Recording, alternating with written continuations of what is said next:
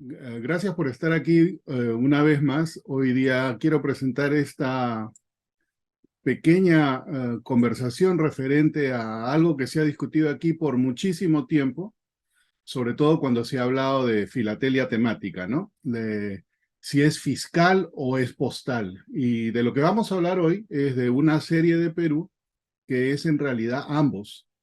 No es la única serie en el mundo que es ambos, pero esa tiene muchas peculiaridades. Otra de las razones por las que quise hablar de esta serie viene por el lado de oportunidad. Varias personas me han preguntado de qué tipo de colección se pudiese formar, ya que, sobre todo de Perú, ya que por lo general lo popular es el siglo XIX y de alguna manera u otra todo eso ya está acaparado porque una que es muy caro y lo bueno ya está en colecciones que desafortunadamente o afortunadamente no las dejan salir, están parqueadas allí. Entonces, buscar la oportunidad fue eso y que me motivó a dar esta charla. Yo colecciono sobres. Eso es lo que yo creo que colecciono. He intentado ser filatelista temático, pero la verdad no me sale. Entonces, no me sale y siempre regreso a la historia postal. Entonces, de lo que quiero hablar hoy, prácticamente es de eso, de oportunidad, y estos son los tres objetivos que quiero tomar de esta conversación para, de alguna manera, dar la posibilidad de ver otro tipo de colecciones que se pudiesen hacer, ¿no? Entonces, número uno es el potencial con estampillas comunes, cosas que no valen mucho. La serie de la que vamos a hablar hoy en catálogo vale exactamente $1. 6 estampillas que valen $1, o sea, centavos cada una. La otra cosa de la que quiero hablar también, y la oportunidad es de hablar del primer imperio de América, porque al Perú siempre se le asocia con los incas, pero hubieron culturas antes que los incas y hubo una cultura importante que formó el primer imperio antes que los incas. De ellos vamos a hablar hoy día. Y por supuesto, como ya mencioné, identificar oportunidades de historia postal. Eh, como mencionaba, ¿no? Yo colecciono sobres, eso es mi colección de Perú, todo en sobre. Y el haber estado en esta dinámica de coleccionar de esa forma me ha dado una perspectiva de qué cosas se pueden ver en sobre fácilmente y cuáles no. Y hay una regla que hoy día la puedo compartir y la he compartido con muchos, que es usar la paquetería, esos paquetitos de 100 estampillas comunes como referencia. Cuando vean, o por lo menos lo que yo he visto y lo que es mi experiencia de coleccionar sobres de Perú, cuando uno ve muchos de esos paquetitos sueltos, lo que significa es que son muchos sobres destruidos, que ya no están a disposición de hacer una colección de historia postal. Y generalmente me he dado con la gran sorpresa de que esas estampillas súper comunes sueltas son muy difíciles de encontrar en sobre y se consiguen muy barato. Hoy día vamos a ver eso y una cosa que fue un descubrimiento para mí tratando de armar esta colección que, bueno, no está montada ni la pienso montar, pero está ahí, ¿no? Entonces, hablando de postal o fiscal, esa discusión ya viene por mucho tiempo y le pedí a Sergio Recuenco si me podía compartir ese icon que él creó, que ha circulado en el WhatsApp de mi oficina cantidad de veces, porque cantidad de veces se ha discutido eso, o es postal o es fiscal, o dónde cae, sobre todo en el contexto de la filatelia. Pero en estampillas que se han emitido en el mundo, hay estampillas que son ambas. Y, por ejemplo, aquí hay dos de ellas, creo, ¿no? La de los cóndores estos de Bolivia, que en su descripción en un lado dice correos y en el otro dice contratos, porque estas estampillas, entiendo yo, fueron usadas para ambos. Fueron usadas para uso postal, pero también para uso fiscal. Lo mismo sucede con esta estampilla del penique lila de 1881 de Inglaterra. Hubo una reforma, hubo un cambio, hubo una escasez de estampillas de ambos lados, timbres fiscales y timbres postales, y se emitió esta estampilla con esa designación, Postage and Inland Revenue, o sea, era ambas, se podía usar para ambas cosas. Entonces, estas estampillas sí se puede decir que son postales o fiscales. Cuando están nuevas, podrían entrar fácilmente en ambas. Cuando están usadas, quizás entren en una colección o la otra. Hay otras estampillas también que pudiéramos decir que son fiscales, ¿no? Entonces, en el caso de Perú, por ejemplo, el dinero rosa, la primera estampilla COIL del mundo, también se usó en forma fiscal, pero este es un uso no autorizado. Uh, coincide que en 1866 los primeros timbres fiscales se emitieron en el Perú y se autorizó de que poner 2 timbres de 10 centavos en cualquier papel lo activaba o lo promovía, digamos, como papel sellado. Algunas personas pensaron que estas estampillas postales también podían usarse para el mismo fin y es por eso que existen algunos, no muchos, de estos documentos donde una pareja de dinero se usaba como timbre fiscal. ¿Es un uso no autorizado? ¿Es un uso fortuito? Así es. Entonces, ¿se puede decir que esta estampilla también era postal y fiscal? No, tuvo un uso fiscal no autorizado.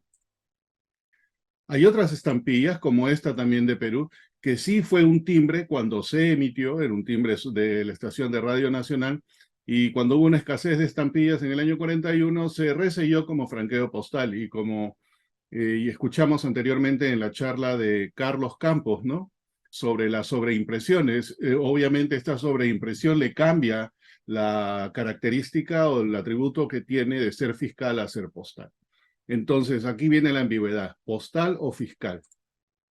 Estas estampillas de las que vamos a hablar hoy, de las que mencioné, esta serie completa vale $1, se emitieron como timbre fiscal, o perdón, como impuesto postal. En el Perú, como en otros países, se ha usado el impuesto postal, que es una forma de promover, digamos, el recaudar fondos para ciertas cosas. Las estampillas semipostales también cumplen ese rol, pero hay un cambio del que vamos a hablar en unos minutos, ¿no? Entonces, estas estampillas muy simpáticas, a pesar de ser solamente de 20 centavos, se invirtió algo de dinero en hacerlas multicolores y con unos acabados muy importantes de una cultura, y esto es lo que vamos a hablar ahora del otro imperio, ¿no? El imperio Chimú, que es anterior al imperio incaico. Y estas imágenes que están aquí son de la capital del imperio Chimú, una ciudad que se llama Chanchán, que está en el norte del Perú, en Trujillo. Quizás Sergio o algunos otros que son más familiares con el área podrán compartir algunas otras cosas con nosotros. Pero hasta el año 70, según entendí por lo que estaba buscando, esta cultura era poco estudiada, ¿no? A pesar de haber sido el primer imperio de América, dominaron el desierto, adoraban al mar, fueron los primeros surfers. No fueron en Hawái, como todo el mundo cree, fueron en realidad los chimúes. Y estos, al igual que los mayas, fueron afectados por un cambio climático. Esa es, digamos, la historia de Chanchán, pero de lo que vamos a hablar de la estampilla es que esta estampilla tiene 2 periodos bien marcados. Cuando se emite inicialmente es en el 67, es un impuesto profundo para la restauración de Chanchán. Chanchán es una ciudad de adobe, en el norte del Perú, un área seca, donde cada periodo de tiempo viene el fenómeno del niño que crea destrozo y medio, y eso quizás haya sido el cambio climático que afectó en gran parte al imperio Chimú. Pero algo sucedió entre el 67 y el 71, y en el 71 esta serie cambió a postal. En 1986, Chanchán y mucha de esa área del norte del Perú fue declarada Patrimonio de la UNESCO, ¿no? Entonces, hablando de los chimúes, vamos a hablar de los chimúes aquí. Entonces, ahí tenemos al Inca Chimú que tiene al rey Chimú que tiene su nombre que me he olvidado.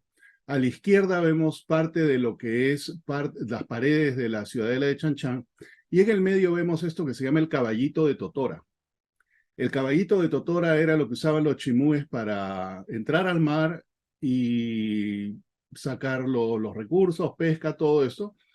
Pero también desde esa época, y por las características del caballito de Totora, en muchos lugares de surf, y lo pueden ver, lo ponen al caballito de Totora como el precursor. Y aquí vemos a un compatriota, quizás chimú, o emulando a los chimúes, de cómo ellos iban en estos caballitos de Totora en el mar, ¿no? Como lo que se hace ahora con el paddling, una cosa de ese tipo. A la izquierda hay un pottery de esa época representando el caballito de Totora. Entonces los chimúes, importantes dentro de las muchas cosas que han tenido, también los chimúes eran extraordinarios orfebres. Y siempre escuchamos del oro de los incas y todo eso. Pues bien, el oro no solamente viene de los incas, el oro viene de los chimúes. Y también anteriores de los mochicas, pero los chimúes quizás hayan sido los mayores orfebres que tuvo el Perú en la época precolombina. Algo que leí referente a ello fue de que cuando los incas conquistan el imperio Chimú, llevan a sus mejores orfebres de la ciudad de Chanchán hacia el Cusco para que ellos fueran los que hicieran toda la decoración del Coricancha. El Coricancha era el templo del sol, el templo mayor que está en el Cusco, que tenía las paredes adornadas con láminas de oro, todo eso. Según lo que leí, según las crónicas, se habla de que ellos, los que llevaron y los que transmitieron ese conocimiento a los incas fueron los orfebres chimúes. Entonces, esta serie es muy, muy simpática, una de mis series favoritas del Perú, que es Serie de Oro del Perú. Esta serie es lo que se llama semipostal, ¿no? Tiene dos valores y ven en todos lados. Y cuando se emitió inicialmente, se emitió con la intención de que la parte semipostal sirva para promover el turismo y también de alguna manera empezar parte de las restauraciones o de los mantenimientos que se requerían en Chanchán. Postalmente esta serie no tuvo éxito, pero filatélicamente es una maravilla para mi criterio. Entonces, volviendo a la ciudad de Chanchán, Chanchán fue construida más o menos en el año 1000 después de Cristo, ¿no? Era la capital de la cultura chimú. Y creció obviamente a través de los años porque el imperio chimú dura como 500 años, 470, 500 años por ahí. Está localizada a 5 kilómetros al norte de Trujillo y es la ciudadela de adobe más grande del mundo. Ahora creo que el complejo Chimú es más o menos 20 kilómetros cuadrados o algo así, pero me parece que el área es mucho, mucho más grande. En el desierto norte del Perú ellos dominaron el desierto, dominaron el manejo de la tierra, de la arena para hacer estos adobes y construir una ciudad gigantesca. Parte de la ciudadela Chimú también está representada en los billetes que han circulado en el Perú. Este es uno de los famosos billetes en intis, 1000 intis, de los años 80, y en la parte posterior vemos acá esa característica de las ruinas de Chimú. Entiendo de que estas partes que hemos estado viendo son de donde vivía el rey Chimú. Si me pueden corregir más tarde, se los agradecería. Chimú es tan grande y tiene paredes pues de 9 metros y quizás hasta más. Y en otro billete, me parece que este sí es de los que están en circulación en este momento, también se muestra parte de las paredes que circundaban la ciudadela Chimú, de Chanchán, la capital de los chimúes. Este es un mapa que encontré, una vista aérea de lo que es Chanchán hoy, las ruinas que quedan. Y estas ruinas son gigantescas. Pues esto era un pozo al medio. Los chimúes también, a pesar de que vivían en un desierto, dominaron el agua y crearon grandes canales de agua con los que controlaron otros pueblos que vivían en el norte. Por eso ellos, a través de controlar el agua y centralizar todo esto, parece que dominaron y crearon el primer imperio de América, el imperio chimú. Me fui para el otro lado. Volviendo aquí, estamos en la ciudad de Trujillo, en el norte del Perú. Estas son parte de lo que ya está reconstruido de la ciudadela de Chanchán. Chanchán está en esta área, 5 kilómetros de Trujillo, como decíamos, y está en el área que climáticamente en el mundo se ve afectada de tanto en tanto por el fenómeno del Niño. Esto que ya conocemos, ¿no? Las corrientes que se juntan y hacen movimientos de tal modo de que alteran el clima en todo el mundo. Pero imagínense que si el fenómeno del Niño crece acá, cada vez que sucede, y siendo esta una ciudadela de adobe, se ve tremendamente afectada por las lluvias y otro tipo de cosas. Otra de las paredes chimú que entiendo es reconstruida ahora. Y vemos aquí en este mapa que saqué de Google la extensión de lo que era el imperio chimú, ¿no? Desde el sur de lo que hoy conocemos como Ecuador hasta el norte de Lima. Y si lo ponemos en comparación con el imperio incaico, que era mucho más grande, que venía desde el sur de Colombia hasta prácticamente cerca de la mitad de lo que hoy conocemos Chile, incluyendo Bolivia, Argentina, obviamente Perú, Ecuador y parte de Colombia. Vemos que el imperio de Chimú era mucho más pequeño, es anterior, y los chimúes tienen una característica especial. A pesar de que desde esta parte del norte del Perú prácticamente se puede entrar en línea recta hacia la selva, los chimúes solamente se concentraron en la costa árida del Perú. Ellos no fueron hacia las alturas de la sierra, ni mucho menos a la selva, pero se dice que sí comerciaban con ellos, ¿no? Entonces vemos esta pared muy bien reconstruida. Entiendo que parte de la reconstrucción incluye fibra de vidrio precisamente para evitar el deterioro por esas lluvias, pero la reconstrucción pues de una ciudadela tan grande cuesta dinero. Y estábamos hablando de que en el año 66 ya se estaba haciendo parte de la reconstrucción. Ahora estamos a 50, 60 años más tarde y la reconstrucción continúa precisamente por ese tipo de cosas. Y se trata de hacer la reconstrucción de acuerdo a los patrones arquitectónicos de aquella época, ¿no? Estas bloques de adobe con los que formaban las paredes y todo este tipo de cosas, y hasta la fecha se está haciendo para restaurar todo, no todo, pero gran parte de lo que se pudiese restaurar. Hay partes que se mantienen intactas, afortunadamente, gracias al calor y todo eso, pero hay partes que necesitan mayor mantenimiento que las otras cosas. Entonces, aquí es donde entra la parte filatélica del asunto. En los 60 se creó una fundación, de una corporación de fomento para mantener Chan Chan y muchas otras cosas en el área norte del Perú. Una de las primeras cosas que se intentó fue recaudar fondos a través de las estampillas, pero también de otro tipo de source, otro tipo de cosas, digamos, ¿no? Entonces, mostramos la estampilla del año 1966 de la serie de serie Orochimu. Esa es una estampilla semipostal, como ya había mencionado. El valor facial está compuesto de dos partes. Sé que todos sabemos esto, la única razón que lo repito es porque como queda grabado en el video de YouTube, quizás en un futuro alguna otra persona necesite esa explicación, así que me disculpan si estoy diciendo algo que es muy obvio para nosotros. Entonces la estampilla semipostal, dos valores, uno de ellos corresponde a la parte postal, en este caso los 360, y el 180 era lo que se destinaba a profondos para eso.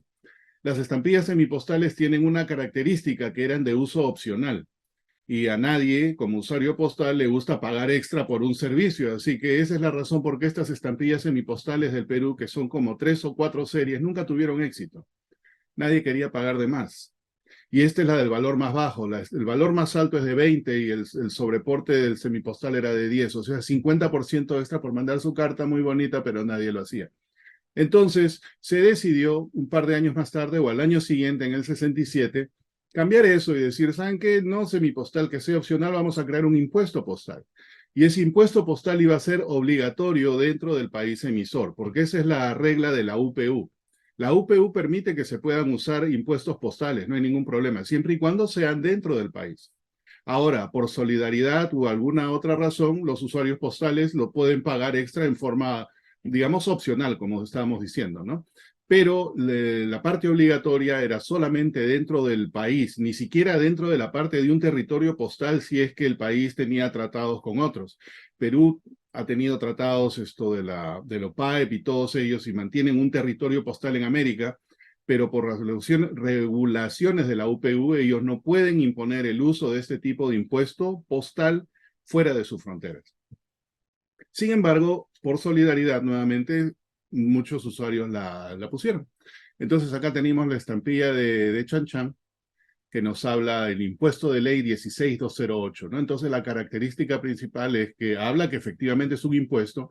Este estampilla en un sobre no paga absolutamente nada postal, simple y llanamente paga la parte de impuesto pro restauración de Chan Chan, que si no lo pagaban, en teoría no le daban curso a la carta. Así que viene acá la discusión, ¿es realmente un impuesto postal o no?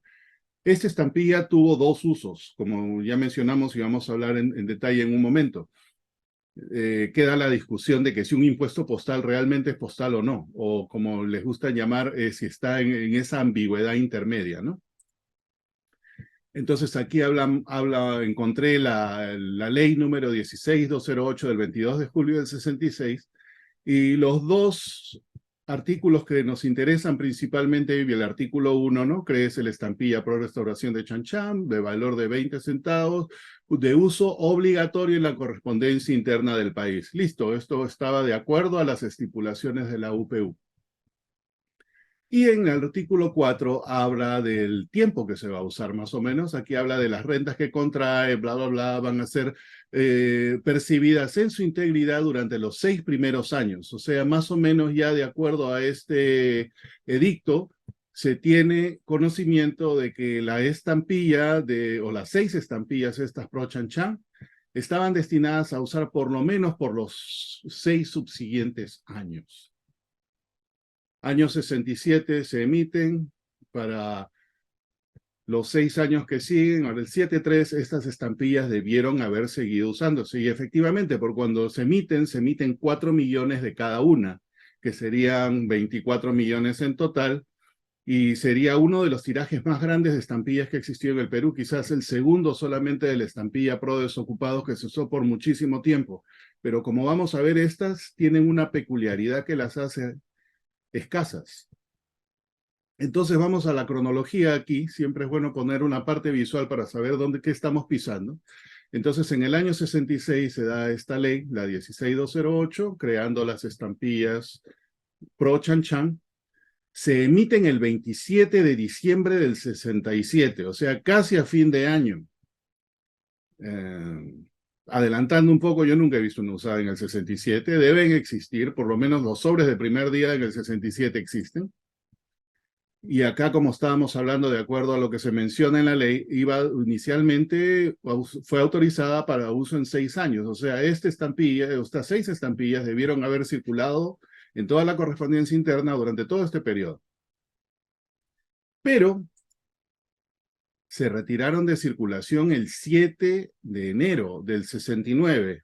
Otra vez, a días de empezar un año. Yo tampoco he visto ningún sobre del 69, pero este es el tiempo, en el momento que se retira de circulación. Ahora viene la pregunta, ¿por qué se retira de circulación? Y no he encontrado nada que diga la razón.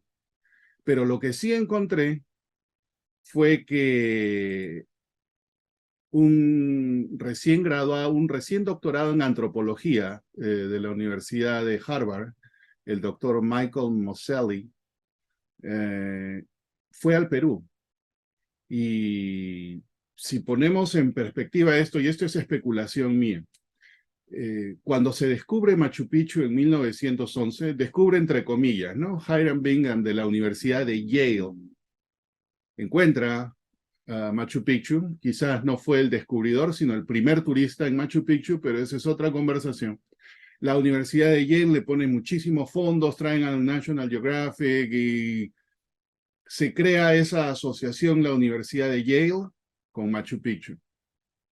Aquí hubo una oportunidad del otro imperio, que hasta ese momento no estaba muy estudiado. Y quizás, especulo yo, no lo sé, me gustaría confirmarlo, quizás la Universidad de Harvard proveyó ciertos fondos con ciertas restricciones o ciertas condiciones. Y esto empieza en el 69 al 70, y qué casualidad que es en el tiempo que se retira esta serie. El doctor Michael Moseley hizo muchísimo por promocionar lo que es las culturas pre-incas, y hay una serie de escritos por él que hablan de la cultura chimú, de Chan Chan y todo eso. Quizás esa haya sido la razón, no lo sé, coincide, y también coincide con fondos que se pudieron haber dado o no, no lo sé, me gustaría saber un poco más de eso.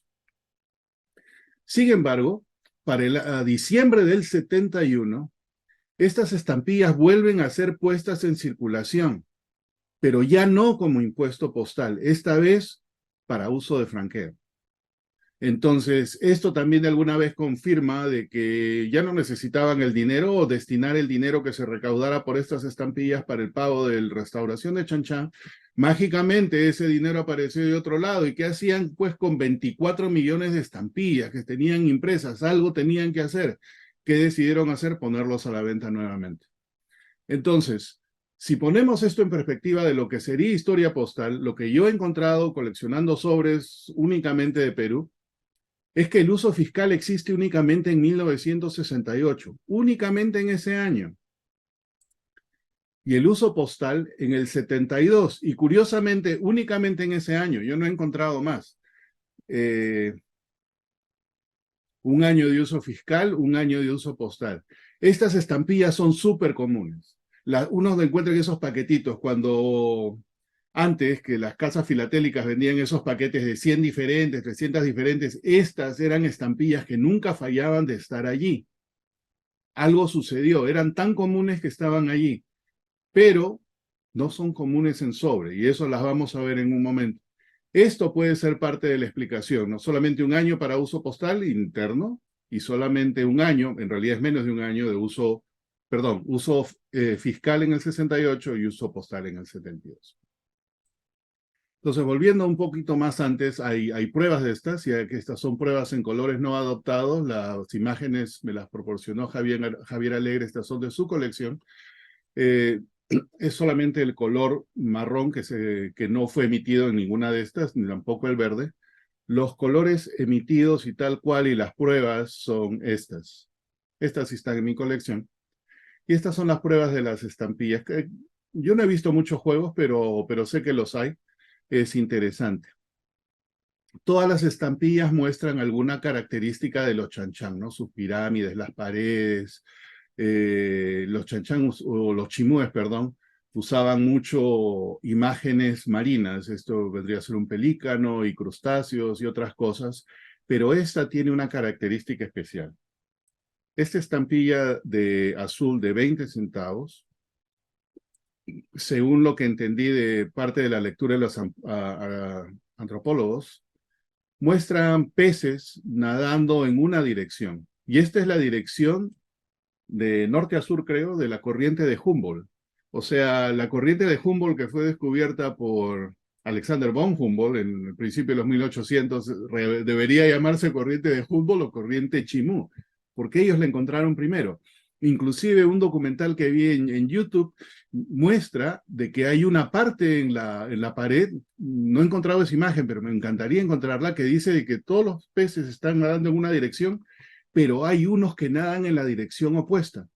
Lo que querría decir que ya ellos desde esa época habían documentado en sus paredes el fenómeno del niño, que es precisamente eso, la contracorriente que viene del norte, que se mueve hacia el sur y calienta las aguas frías y bueno, todo lo que uno sabe de la corriente del niño, ¿no?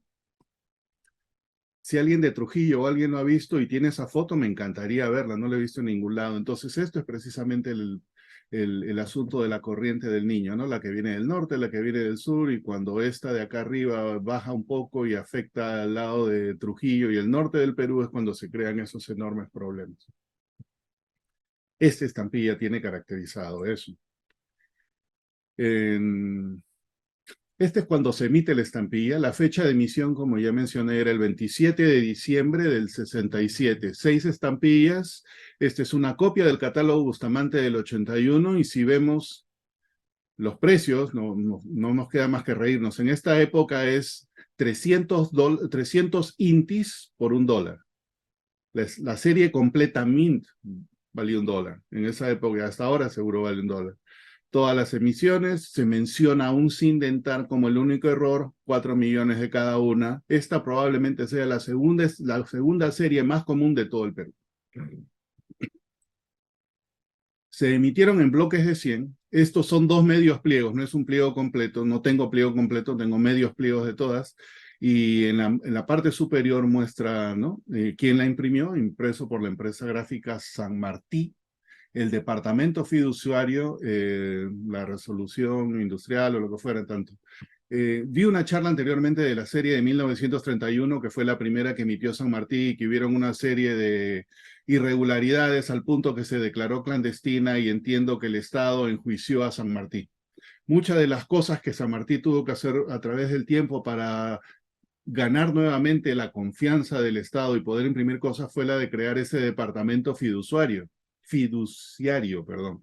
Y aquí lo vemos, ¿no? Inclusive en la parte superior lo incluye y en muchas de sus impresiones que fueron hechas para el correo peruano y otras que requieren piezas valoradas mencionan eso. Y la razón por que la mencionan, yo no he visto ninguno otro de los impresores que ponga esto, es precisamente por el problema que tuvieron en el año 31 con el correo del Perú. Y especulo yo, pero es curioso. Y es el mismo impresor, San Martín. Variedades hay poquísimas, a pesar de que esta estampilla es común no se encuentran muchas cosas. Esta es una de las pocas cosas que yo he encontrado. La impresión está, uno de los colores, alguien que sepa de impresión quizás me puede decir cómo sacar rojo o para llegar a marrón, debe haber alguna combinación de colores allí, y más de algún color. Esto está en la parte posterior, es la única que he visto. Y Bustamante menciona que hay una sin dentar, pues yo pregunté y encontré dos en realidad. Las dos en multicolor existen sin dentar. No son pruebas, como ya vimos, las pruebas de cuño tienen solamente una impresión con unos márgenes muy amplios. Estas definitivamente son estampillas sin dentar de Saga.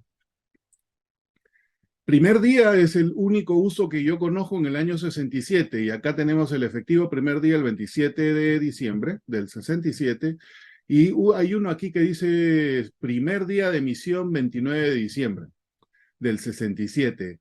Este matasello se usaba en el Museo Postal del Perú en aquellos años, que hay un libro muy interesante que habla de la historia de los sobres del primer día del Perú, lo escribió el doctor Roque Castillo de Ica, y él menciona de que este matasello fue el primer matasello de primer día de emisión que se usaba en el Perú, pero el correo no emitía sobres. Lo que hacían eran los usuarios, los coleccionistas iban con su sobre, iban con su estampilla y ahí la podían matasellar. Entonces, el verdadero primer día de emisión de esta estampilla es el 27, y alguien 2 días después, el 29 fue, y ese fue el día que le aplicaron el matasello. Entiendo de que por la parte temática, sobre todo, no se usa mucho el sobre de primer día, pero el sobre de primer día también tiene un componente importante que quizás habría que relevarlo un poquito, por lo menos en el caso de Perú. Hasta el año 70 no emitía, el correo no emitía sobres de primer día, de ahí en adelante lo hizo, pero hay este periodo, digamos, anterior que requería Habían anuncios, habían todo ese tipo de cosas, pero hasta ahí nomás llegaban, el resto era ya cuestión de los coleccionistas. Entonces, hasta acá llegamos con el primer día y acá empezamos realmente con los usos. El uso más temprano que yo conozco, que es un uso fiscal, y esta circuló, quizás sea un sobre filatélico, pero circuló igual, y acá tenemos que paso por Montreal, por Toronto y todos lados. Alguien decidió poner las 6 estampillas en este sobre que va a Toronto, ¿no? Está fechado el 5 de enero del 68. Este es un uso fiscal. Número 1, estas estampillas eran para uso obligatorio dentro del Perú. Cualquier otra cosa era adicional y solidario, que es prácticamente lo que es este sobre, ¿no? Alguien decidió, qué bonito, vamos a poner estas 6, no cuenta para mí postage, pero igual lo voy a hacer circular, y llegaron y toda la cuestión. Entonces, el Correo del Perú era muy creativo referente a los impuestos postales, y le pasaba pues al usuario el impuesto postal. Acá hay otro impuesto postal, y este es el impuesto pro casa del periodista peruano, esta estampilla de acá. Entonces, al usuario común y corriente, otra vez este es un sobre que va a Estados Unidos desde el 15 de enero, este uso y este de acá son solidarios, pero igual lo pagaron. Esta estampilla pro casa del periodista peruano iba junto con la estampilla de Chan Chan. O sea, si yo quería enviar mi carta, que eran 360 de Lima a Estados Unidos, por solidaridad me hacían pagar 30 centavos más para que pueda colaborar con Chan Chan y pueda colaborar con la casa del periodista. Sucedía, y han habido otros impuestos que también han sucedido por ahí. Este es otro caso similar. Esta viene de Iquitos, en la selva del Perú. No tenía por qué pagar el impuesto, pero igual lo pagó. Va a Los Ángeles, es del 2 de febrero del 68. Estos son los primeros usos fiscales que yo he venido encontrando. El pago del porteo son estos 10 soles 40, como ya dijimos. Los 20 centavos adicional, simple y llanamente, es para el pago de Pro Chan Chan.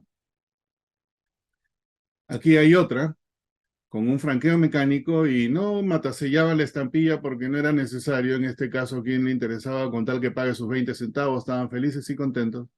7.60 de porte, 20 centavos de el Pro Chan Chan.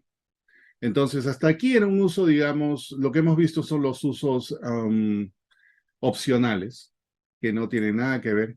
Y este sí realmente es un uso obligatorio dentro del Perú. Esta tarjeta va de Lima a Arequipa, y como tal tenía que pagar sus dos impuestos obligatorios, el pro Chan los 20 centavos y el pro casa del periodista. Punto. 18 de abril del 68, una interesante tarjeta postal. Hablando de cambios, que no hemos hablado todavía, en la casa del periodista 10 centavos, no, de repente era muy poco, como si Chan Chan paga 20, yo también quiero 20, así que hicieron un cambio en julio del 68 y esta carta es de julio del 68, acá no dice el día o dice, a los 9 días, perdón, sí. El 25 de julio ya habían hecho el cambio, pues ya pagaba sus 20 centavos pro Chan Chan, estaba dentro de Lima, y la casa del periodista nuevamente 20 centavos porque 10 ya no era, pues había que doblar el asunto para el pro periodista. Este es otro uso fiscal con un pago extra solidario, porque como dijimos, fuera del Perú debía pagar únicamente no debería pagar, dentro del Perú debería pagar únicamente los 20 centavos. En este caso, pago todavía es del 68, no es un pago, hizo pago adicional, en lugar de pagar solamente 20 como solidaridad, pagó los 60 centavos como solidaridad, si se quiere. Esta se usó en Chimbote, va al Club de Leones, de Chimbote al Club de Leones aquí en Illinois. Se usó el 1 de octubre de 1968. Y como la política influye en todas las cosas, desafortunadamente 2 días más tarde en el Perú tuvimos un golpe de Estado, que postalmente no tiene nada que hacer, porque no hizo ningún cambio a esto, pero digamos en el desarrollo económico del Perú tuvo mucho que hacer porque los próximos 20, 25 años fueron simple y llanamente de retraso gracias a esto, y no lo vamos a ver acá, pero quizás más adelante pueda dar otra charla de los resellos. ¿Por qué hubo tantos resellos después de esto? Porque no había plata, pues estábamos mal. Y estábamos mal por razones políticas. Lo dejo ahí simple y llanamente porque en este momento no tiene efecto, pero pocos años más tarde empieza un efecto muy duro. Entonces, a partir de aquí, seguimos con el uso fiscal. Octubre del 68 estaba de Chiclayo hacia Estados Unidos. Y como vemos, hay muchos usos fuera del Perú a la cual le ponían la estampilla. Entonces, imagino yo de que de alguna manera en las oficinas postales se motivaba, se pedía o se sugería que se haga el pago, porque de otro modo no tendrían por qué el usuario tenía el derecho de decir no, no lo quiero pagar, simple y llanamente lo vemos. Quizás 20 centavos no afectaba mucho, pero en el volumen quizás hubiese afectado, pero como ya vimos, esta estampilla únicamente se usó fiscalmente por un año y quizás no se recabaron tantos fondos en aquel momento. Este es un caso bien interesante, ¿no? Porque en este sobre que va a Lima, no creo que es esto de Chiclayo, no sé exactamente dónde, pero viene dentro del Perú, paga los dos impuestos, pero no paga el franqueo. Entonces, paga los 20 centavos pro Chan Chan, paga los 20 centavos casa del periodista, pero no hay pago de franqueo por ningún lado, ni atrás, ni acá hay evidencia de que la hayan. Quizás se confundieron, quizás algo sucedió, un caso simpático, ¿no? Paga los impuestos, pero no paga el servicio. Una similar de Chiclayo, noviembre del 68, misma situación, fuera del Perú, la estampilla oro, en este caso mochica, la cultura anterior, quizás algún día hablemos de la cultura mochica, y ahí está nuevamente la estampilla pro Chan Chan. Entonces, este es noviembre y ya nos acercamos al final, diciembre, y obviamente pues hay que pagar aguinaldo a los empleados postales. ¿Qué hacemos? Otra estampilla ProTax. Esta es la Pro Navidad, 20 centavos, resolución suprema tanto, y entiendo que este era el uso voluntario, aunque alguien me dijo que era un uso obligatorio. Desconozco, no lo he verificado, pero existen con y sin la estampilla, esta Pro Navidad. Entonces, esta en este particular caso paga los 20 centavos de Pro Chan Chan, ahora paga, porque estábamos en diciembre, el Pro Navidad, pero no está el Pro Casa del periodista, que debió haberlo pagado. Creo que más adelante tengo un sobre de esos.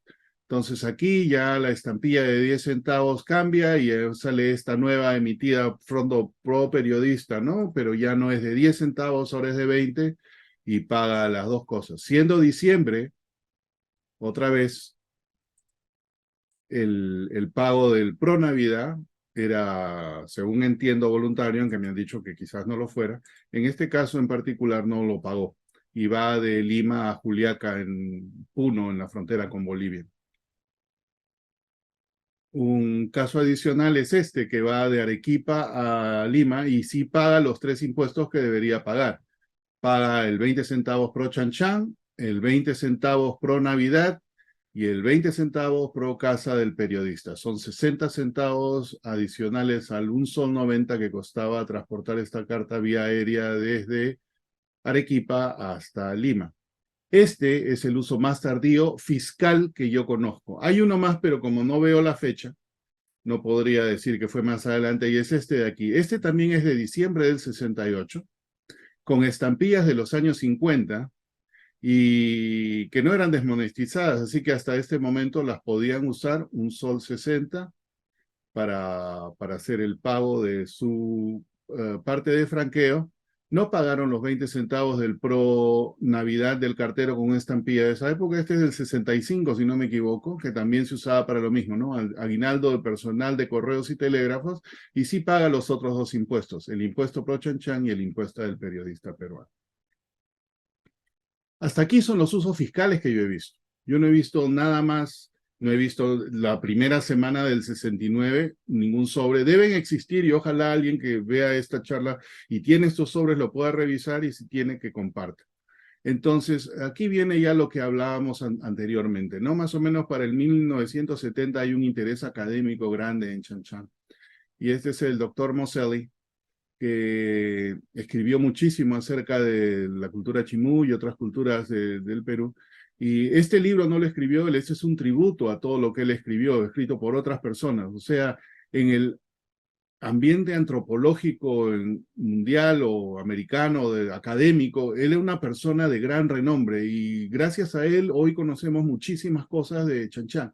No solamente a él, pero al trabajo de él y quizás asociación con otros, y también parte de su asociación con la Universidad de Harvard, la Universidad de Florida y otras universidades que vieron interés en aprender y descubrir y estudiar más de las culturas precolombinas que vivieron en el Perú, ¿no? Entonces aquí queda la pregunta, porque la coincidencia del tiempo es interesante de ver. Si fue esta realmente la razón del cese del impuesto, porque ya se había planeado desde un año inicial que iban a ser 6 años, pero se para al año. ¿Y qué iban a hacer con los otros veintitantos millones de estampillas que tenían impresas? Algo tenían que hacer. Entonces, hubieron donaciones para la investigación, esto influyó con el patrocinio en el retiro de circulación, a alguien no le gustaron las estampillas, no se sabe. Sería interesante saber un poco más. Imagino de que buscando se va a encontrar la razón real.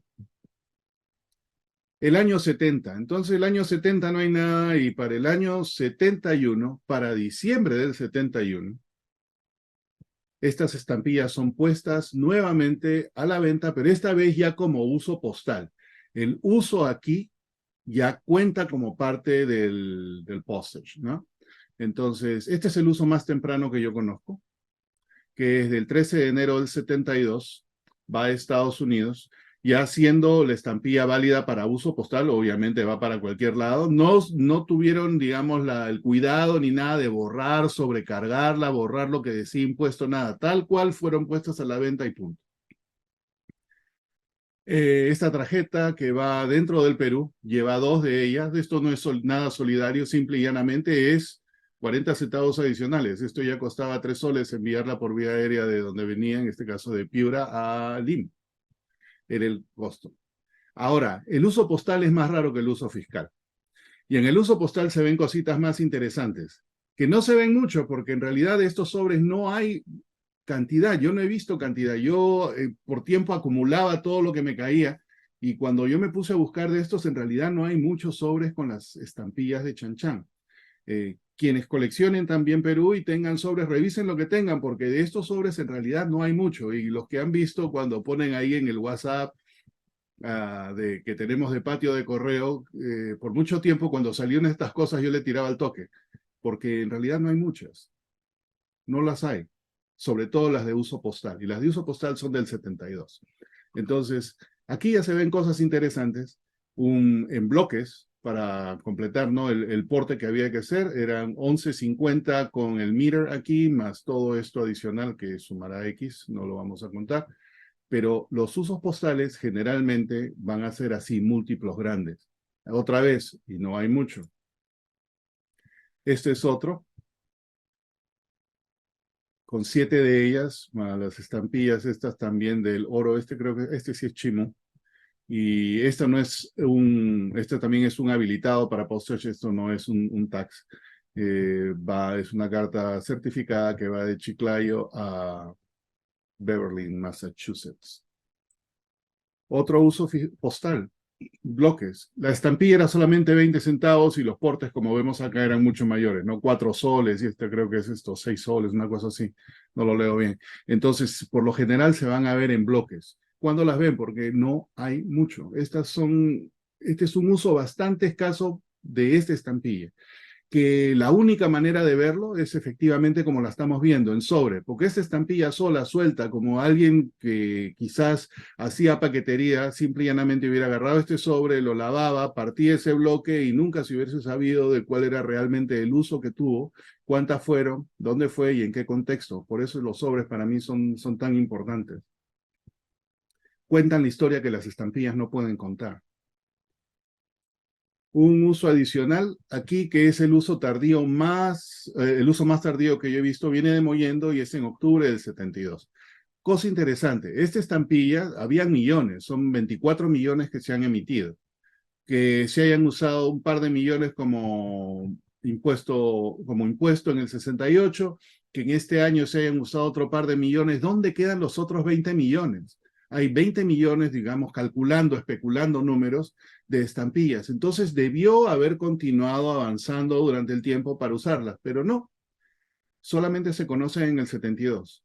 No he escuchado más allá ni noviembre ni diciembre. Otra vez, si alguien tiene de estas, así tenga sueltas y si puede verlo, aunque es muy difícil en las sueltas porque el tamaño de la estampilla es muy pequeño, tratar de identificar la fecha va a ser importante. Entonces, esto es lo que se hizo con Chan Chan, pro Chan Chan. Obviamente en el uso postal el destino de los dineros colectados no eran para pagar la restauración, eran simple y llanamente parte del porteo. Pero a través del tiempo, el Correo del Perú continuó emitiendo estampillas pro Chan Chan, ¿no? Y acá hay del 85, del 86, 87, y prácticamente todos los años lo hacían. No sé, desconozco, ojalá alguien me pueda dar esa respuesta, si estas estampillas eran impuesto y era sobreporte o no.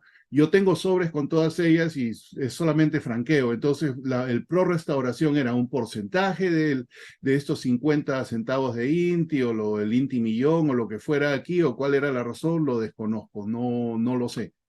Es algo interesante a ver. Entonces son otras partes de las imágenes de Chan Chan, aquí el pelícano, el pez y casi siempre vamos a ver algo marino, ¿no? En el 86 la UNESCO declaró a Chan Chan como patrimonio de la humanidad. Y aquí una estampilla nociva, entiendo yo, de Mozambique, tiene acá, pues, ¿no? Los de Rapa Nui, en Chile, la isla de Pascua, y en el medio tiene una imagen también de Chan Chan. Esta de aquí es del 150 aniversario de las relaciones entre Perú y Japón. Nosotros tenemos mucha cercanía con Japón. Y una de las imágenes precisamente tiene eso, las paredes estas de Chan Chan, que es de la cultura chimú. Entonces con eso, para no aburrirlos mucho, ya que hablamos de la cultura chimú y si quieren saber más de los chimúes, aquí voy a dejar un par de links interesantes. El primero está en inglés y habla de todo lo chimú y el segundo habla de Chan Chan, está en español. Acá tenemos quizás alguien imitando al rey chimú, pero es una cultura bien importante a conocer a mi criterio. Y con eso llegamos al final de la charla 660. Cuando estaba buscando un número 660 en imágenes, me encontré con esta moto que está muy simpática, entonces le puse ahí su logo en mi oficina. Y de alguna manera va a caracterizar lo que estamos haciendo. De la charla 1 a la charla 660 hemos venido corriendo y de la 660 tenemos que correr más fuerte para llegar a la 1000. Tenemos charlas hasta, creo, finales de junio, así que quienes puedan dar más charlas, apoyar el llegar hasta las 1000, más que bienvenidos, les vamos a agradecer enormemente. Entonces con eso termino y gracias por estar allí. Y si tienen alguna pregunta, con todo gusto se la responderé.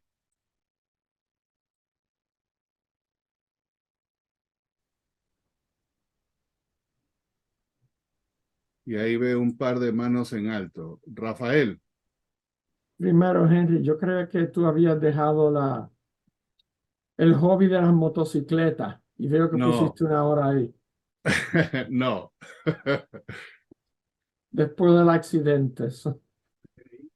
La pregunta que tengo es, los sellos esos de tax, eh, la serie que se usaban, tú dijiste que eso solamente se podían usar dentro del país, pero hay otros ejemplos que, por ejemplo, en Puerto Rico durante la guerra hispanoamericana, ellos tenían un impuesto, tuvimos un impuesto de guerra y la mayoría de las cartas que yo tengo circuladas en 1898 fueron hacia Berlín, Francia, Europa y tenían los 2 centavos de tax. ¿Y la UPU permitía eso años atrás o no? Buena pregunta. La verdad no sé en qué año la UPU restringe eso. Imagino que habrá sido en el siglo XX, porque no sé si ese impuesto que tú mencionas de Puerto Rico era uno de los primeros impuestos postales del mundo, pero la UPU también ha reaccionado a muchas cosas, ¿no? Ellos sí, I mean, lo hicieron aquí en Estados Unidos también, hubo un impuesto también que se usaba, este, Oh, de todas estas cartas van a Hamburg, sí, que sí, se sí. usaban para la guerra hispanoamericana para recaudar dinero y tienen una sobrecarga que se llama, era IR. Oh, ok. Todas estas cartas van a Denmark, tengo solamente 2 o 3 que van interna a Puerto Rico, pero cada correspondencia tiene que tener 2 centavos de impuesto de guerra. De guerra obligatorio. Imagino yo, Rafael, de que esto es anterior a cualquier regulación de la UPU, entonces imagino yo, pero es interesante verlo. Porque aquí hasta los cheques le ponían en Estados Unidos los impuestos. ¿Ves esa Sí, IR? sí, sí, la veo, impuesto de guerra, Ajá. Esto es muy cheque. Internal Revenue. De West Fargo de 1898 durante la guerra. Está interesante. Gracias por compartir eso. No, no lo desconocía, pero bueno de saber. Con eso me motiva a buscar en qué año, en qué congreso la UPU lo bloquea. Porque, Gracias. Muy bien interesante la charla. Aprendí gracias, mucho. gracias. Sergio, Oh, qué buenas noches. Muy interesante que hayas escogido este tema y pues efectivamente yo viví en Trujillo, nací en Lima, pero secundaria y la universidad en Trujillo y una de las aventuras adolescentes en Trujillo es entrar a la zona prohibida de Chanchán. Chanchán son 20 kilómetros cuadrados, son 12 ciudadelas, de las cuales solamente una se puede visitar al turismo, que es la ciudadela que le han puesto el nombre de Tschudi, por el investigador alemán arqueólogo Tschudi. Entonces, esa es la que se visita, que es bastante grande, pero decían, esta aventura adolescente que muchos hemos hecho, se cruza las ciudadelas y es inolvidable, peligroso, porque la policía de turismo, pues uno es joven, no ve eso hasta que empiezan a escuchar las balas de lejos para evitar el saqueo. Pero parte bien interesante histórica de estas ciudadelas es que antes de que los años 60 que ya se estaba, lo que es mostrado, ¿no? De la restauración y los fondos, estaba abandonada. Solamente mm, se requería protegerla y en el año 1932, que fue la revolución del partido aprista, es sí. curioso como un partido que ahora es de ultraderecha, en esa época era de ultraizquierda, ¿no? Entonces hacía atentados que ahora nosotros llamamos terroristas y eran perseguidos, y entonces a los militantes de este partido los llevaron a una ciudadela y los fusilaron. Entonces esa parte de histórica del que llaman de la masacre, el fusilamiento de los apristas, que ocurrió en la Ciudadela, pues es parte de la historia. Entonces, dentro de esa visita, pues pudimos cruzar esa Ciudadela y están los casquillos de bala de la zona donde fueron ajusticiados estas Wow. personas revolucionarios. En Trujillo esa es una parte muy importante de su historia, porque muchos militantes muchos ciudadanos son militantes de ese partido. aunque ahora ya son mínimo, pero esa parte es interesante. Ahora, lo que sí quería, en las estampillas, pues se ve lo delicado, lo interesante y lo cultural, pero imaginarse la extensión de la ciudad con el mapa que mostraste y cruzarlo eso a pie, eso prácticamente es cruzar todo hasta llegar a la playa desde de un lado de la ciudad hasta el otro lado, los que conocen Trujillo, Huanchaco. Son 20 kilómetros cuadrados, o sea, más o menos como 10 kilómetros cruzando todas esas ciudadelas. Es increíble. Lamentablemente, como es tan grande, el saqueo es espectacular. O sea, el saqueo de piezas arqueológicas, búsqueda de oro, momias, es prácticamente un deporte que ha subsistido hasta los años 90. Después de eso hay leyes que lo sancionan gravemente, pero se organizaban como safaris para ir a huaquear el día de la policía. Por el día de la policía no hay policía, por ese lado, entonces estaban todos de, de vacación. Y un día de Semana Santa, porque había algo de místico en el tema de que eso impide que los encuentren a lo que nosotros llamamos los huaqueros.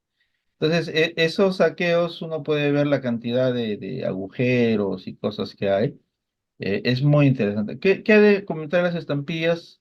Dentro de esa extensión hay muchas partes de la ciudad que ya están habitadas, urbanizadas. Entonces está la Huaca del Dragón, que es la que mostraste como pirámide, y Ok. está la Huaca de la Esmeralda, que prácticamente uno va al sitio arqueológico y hay que tomar un taxi para ir a esas edificaciones que nosotros le llamamos huacas, que se pueden visitar con el mismo ticket, ¿no?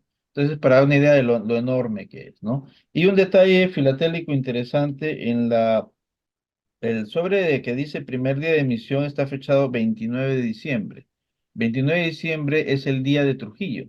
Entonces, sospecho que Ah, hay una emisión ahí por el día de Trujillo, por el 29 de diciembre es lo que se considera el primer grito de libertad, de independencia en el Perú, en Trujillo, ¿no? Entonces, ese detalle de esa fecha, por interesante haberlo visto, Matacía 27, de repente se empezó a usar el 27, pero en la emisión probable es en homenaje al aniversario de Trujillo, ¿no?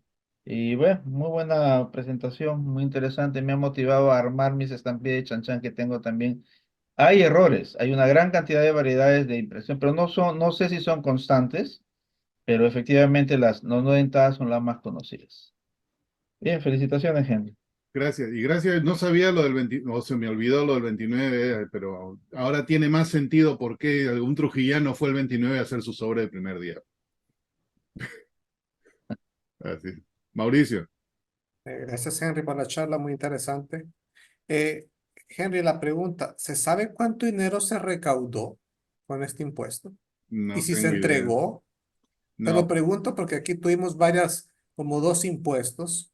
Y una vez, bueno, uno era para la Cruz Roja y otro era para un aniversario al general Francisco Morazán, un monumento, y creo que la Cruz Roja y los del monumento se quedaron esperando el dinero porque se cobró el impuesto, pero al final no sé si se pasó, que siempre ha quedado en duda. Entonces yo quería saber si esta recaudación también se había destinado para el fin que se había cobrado. No, yo no lo sé, habría que ver en esos documentos de la Corporación de Fomento, pero yo especulo esto, ¿no? Son Ujú, 6 estampillas, 4 millones cada una, 24 millones en total. A 20 centavos cada una, ¿qué estás hablando? 4.800.000, que si se hubiese vendido todo, que no se vendió ujú, todo.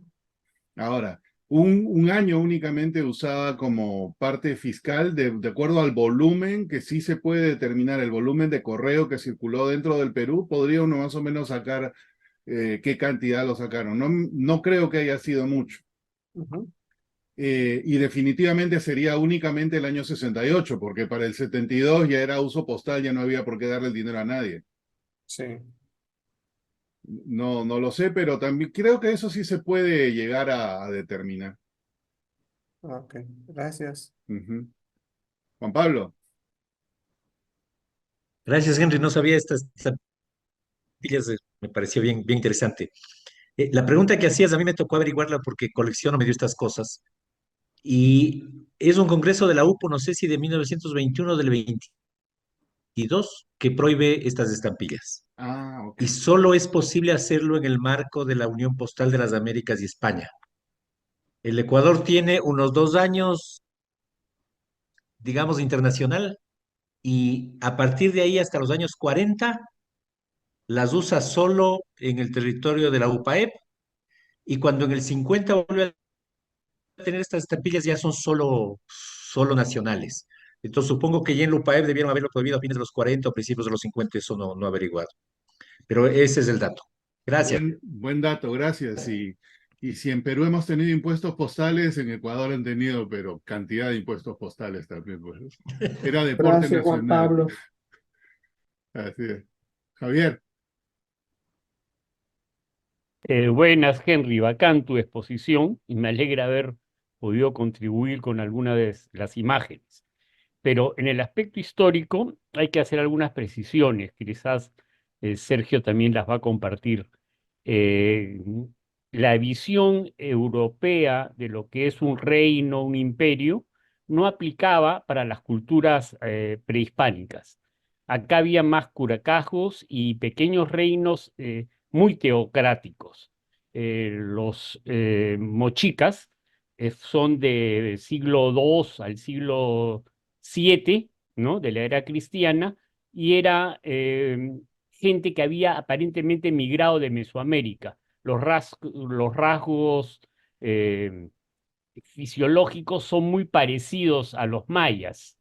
El dios Ñanlamp, si no estoy equivocado, era un dios que llegó del mar, y la lengua mochic, que todavía algunas personas la conocen o la practican en el norte, tenía muchos acentos mesoamericanos. Muchísimos años después, en el siglo XII, recién salen los chimús. Los chimús constituyen un gran reino y construyen la ciudadela de barro más grande de América y del mundo probablemente. Este imperio o este reino chimú fue conquistado por los incas cuando ujú, estaban en la fase de imperio. Los incas habían sido también un curacajo limitado al valle del Cusco, que fue creciendo y cuando se convierte en imperio llegan hasta la frontera con los chimús y los conquistan, es decir, fueron contemporáneos. Pero mucho antes que estos existió un imperio más muy grande que desarrolló el Capañán, que era el imperio Huari, en la zona de Ayacucho. Y probablemente deben haber habido muchos otros reinos, también en Bolivia, también en Colombia y en Ecuador, que hicieron su propio desarrollo autónomo. Entender la historia de América prehispánica es muchísimo más complicado. Tenemos 200 años de república en la mayoría de los casos. Tuvimos 200 años de colonia y muchos no sabemos los nombres de los virreyes que nos gobernaron, pero tuvimos muchísimos más años ujú. de culturas prehispánicas. Entonces, a veces los términos, la temporalidad, las distancias y las formas como desarrollaron crean, digamos, una historia mucho más fantástica que la que podríamos imaginar si comparamos los imperios romanos, el imperio de Alejandro Magno, y lo comparamos con los imperios americanos. Vamos a ver que las distancias y los logros obtenidos fueron muchísimo más amplios.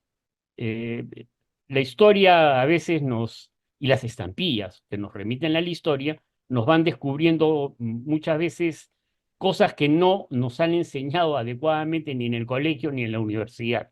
Creo que hay mucho camino por recorrer, los peruanos que caminan por el Perú y los mexicanos que lo hacen por su país y los ecuatorianos, colombianos, estoy seguro que pueden dar fe que lo que han visto en las culturas anteriores a la llegada de los españoles es mucho mayor que lo que nos han contado los libros de la historia.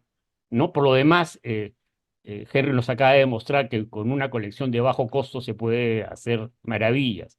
Y esto sí creo que da pie a que algunos tratemos de incursionar en la filatelia temática que también desarrolla los amigos del CAF acá en el Perú, pero que también puede lograrse grandes satisfacciones si se hace adecuadamente. Henry, bacán tu presentación y muy satisfecho de haberla escuchado. Gracias.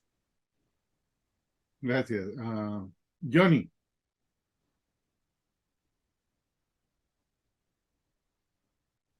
Tu si estás micrófono. hablando, estás en mute. Henry, ¿qué tal? Buenas noches con Hola. todos.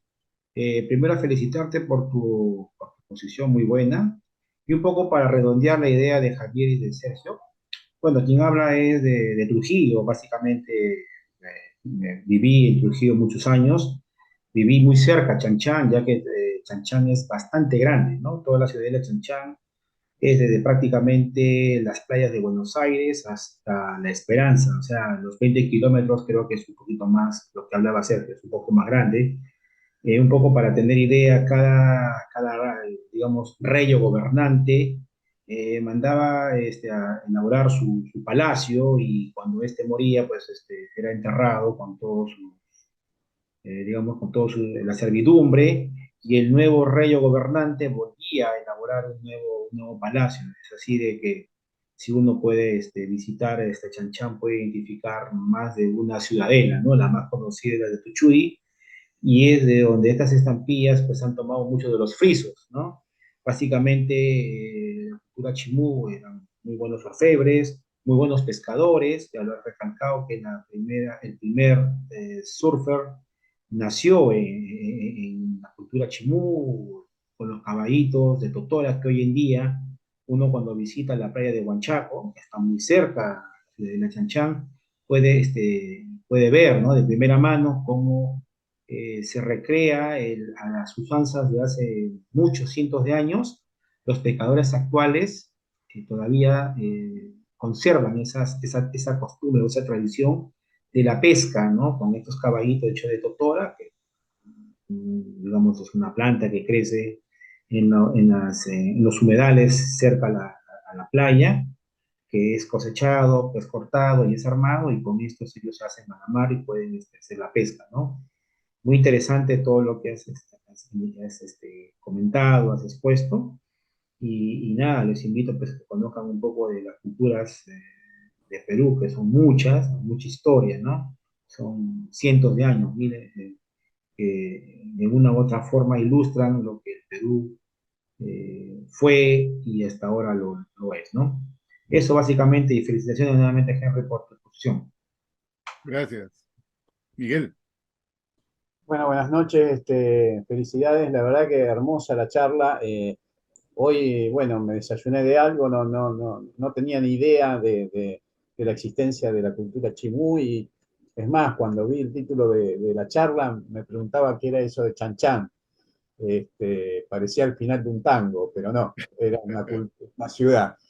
Mi pregunta es la siguiente, de acuerdo a lo que vos contás del uso de las estampillas, teóricamente todas las cartas del año 68 internas tendrían que tener alguna estampilla de estas de impuesto. Sin Sí, embargo, vos señalás que no son muchas las piezas que se consiguen.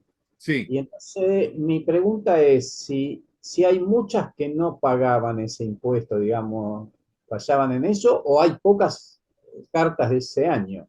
Sí, no, lo que es muy buena pregunta y te la respondo como ya he visto siempre. Lo que sucede es que estas estampillas son tan comunes de que en el Perú han habido dealers de estampillas que vendían paquetería y lavaban sobres, pero por kilos. Y Claro. muchos de los sobres con estampillas comunes de Perú hoy ya no existen por precisamente digamos, esa parte comercial que ha destruido la historia postal. Entonces, yo le llamo el holocausto postal, ¿no? Es cuando yo veo esos paquetitos de estampillas de 100 y me han enseñado pues 40.000, 60.000, yo no veo el paquete de estampilla, yo veo 40.000 sobres destruidos, porque es realmente lo que hay. Entonces, yo coleccionando sobres de Perú de toda época he llegado a esa conclusión. Las estampillas que son súper comunes en paquetitos, más que seguro que van a ser difíciles de encontrar en sobre y estas de Chan Chan son una prueba de ello. Claro. Esa es la razón, es algo creado por los mismos comerciantes filatélicos, ¿no? Y tu punto es cierto, todas las estampillas, todas las cartas internas debieron haber tenido estas estampillas, simple y llanamente que una gran mayoría fueron destruidas y muy pocas son las que quedan. Ese es el problema de esta y otras comunes, ¿no? Bueno, muchas gracias y felicidades, realmente. Gracias. Ernesto. Buenas noches y felicidades, Henry, por tu plática muy interesante, muy enriquecedora. Y yo nada más una pregunta, cuando tuve la fortuna de estar ahí en Lima, fuimos a una zona arqueológica que se llama Pucllana, La Huaca Huaca Puyana, Pucllana. sí. ¿Es esta misma cultura? Porque son muy similares Sí. las imágenes que tú mostraste con lo No, que vimos. sí, no, esa es la cultura Lima, creo, si no mal no recuerdo. Han habido muchísimas culturas dentro del Perú. No sé si es Ok, contemporánea con los chimú, alguien que me corrija ahí, pero entiendo yo que los únicos que usaban adobes eran los chimúes, los de la cultura Lima y parte de los Wari. Y si tú, en la Huaca Pucllana, como tú has visto, lo que hacían era, creo que los adobes son bien delgaditos, ¿no? Adobes delgados que los ponían en forma vertical y con eso creaban sus paredes, que es un poco diferente a lo del chimú, pero no es la misma cultura. ok, pues Ahora lo que gracias no sé si es el mismo tiempo. Quizás alguien sepa, yo no sé. y felicidades otra vez, Henry. Gracias. Bueno. No veo más manos en alto, entonces con eso, gracias a todos nuevamente por estar allí y con esto concluimos la charla 660. Estamos cada vez acercándonos más y más a las que siguen, ¿no? La de Molina, la 666 y la 1000 que tenemos que llegar de todas maneras. Así que quienes no se han inscrito, por favor inscríbanse, eh, que de llegar vamos a llegar. Gracias. Bueno, y con eso, y el día de mañana.